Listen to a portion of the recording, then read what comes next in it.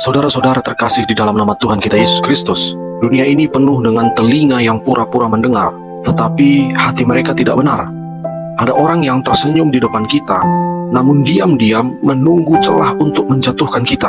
Ada yang kelihatannya peduli, tetapi sebenarnya hanya mengumpulkan cerita untuk dibagikan di meja gosip. Betapa banyak anak Tuhan yang hatinya hancur, bukan karena serangan iblis secara langsung, tetapi karena ia sendiri menyerahkan kuncinya kepada tangan yang salah. Kita hidup di generasi yang suka membongkar isi hati di depan orang asing, baik di warung kopi, grup WhatsApp, atau media sosial, seakan dunia ini adalah tempat yang aman untuk curhat. Padahal firman Tuhan sudah lama memperingatkan, tidak semua orang layak mendengar cerita hidupmu, dan tidak semua orang pantas menerima kepercayaanmu. Halo, Shalom umat pemenang. Setiap kali saudara membagikan profil pribadi, perjalanan hidup, atau kelemahan saudara kepada orang yang belum saudara kenal dekat, sebenarnya saudara sedang mengambil risiko besar. Mereka belum tentu peduli, apalagi menghormati. Bahkan di tangan yang salah, cerita itu bisa berubah menjadi senjata untuk merendahkan atau menghancurkan saudara. Dalam Amsal 29 ayatnya yang ke-11, menegur dengan keras. Orang bebal melampiaskan seluruh amarahnya, tetapi orang bijak akhirnya meredakannya. Orang bebal menumpahkan seluruh isi tanpa filter, tetapi orang bijak tahu kapan harus berbicara dan kapan harus diam. Amsal 10 ayat 19 menambah peringatan. Bila banyak bicara pasti banyak pelanggaran, tetapi siapa yang menahan bibirnya berakal budi. Saudara, Alkitab tidak pernah menyuruh kita untuk asal percaya. Kembali di dalam Amsal 14 ayat 15 berkata, orang yang tidak berpengalaman percaya kepada setiap perkataan, tetapi orang yang bijak memperhatikan langkahnya.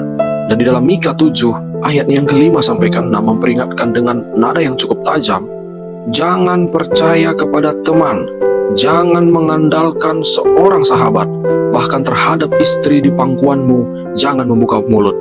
Perhatikan ini, Yesus sendiri tidak menyerahkan hatinya kepada semua orang.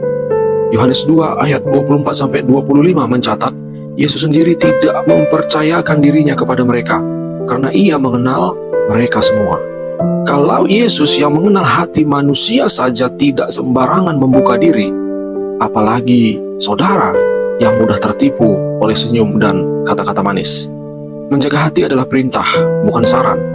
Amsal 4 ayat 23 menegaskan, jagalah hatimu dengan segala kewaspadaan, karena dari situlah terpancar kehidupan. Menjaga hati berarti menjaga cerita hidup, luka, dan rahasia saudara agar tidak jatuh ke tangan yang salah. Matius 7 ayat 6 menegur dengan keras, jangan kamu memberikan barang yang kudus kepada anjing, dan jangan kamu melemparkan mutiaramu kepada babi.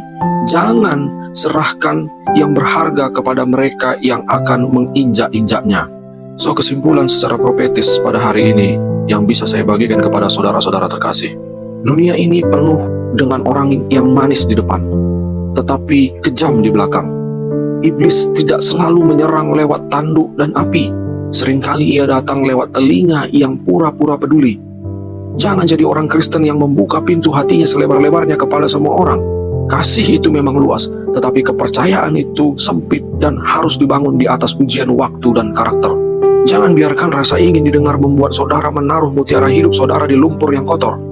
Jika saudara sembrono, saudara bukan hanya akan kehilangan privasi, tapi juga damai sejahtera, reputasi, bahkan arah hidup saudara. Kepercayaan adalah mutiara yang mahal. Jangan letakkan di tangan yang belum teruji, atau engkau akan melihatnya pecah di bawah kaki yang salah. Dan Yesus mengasihi saudara. God bless you.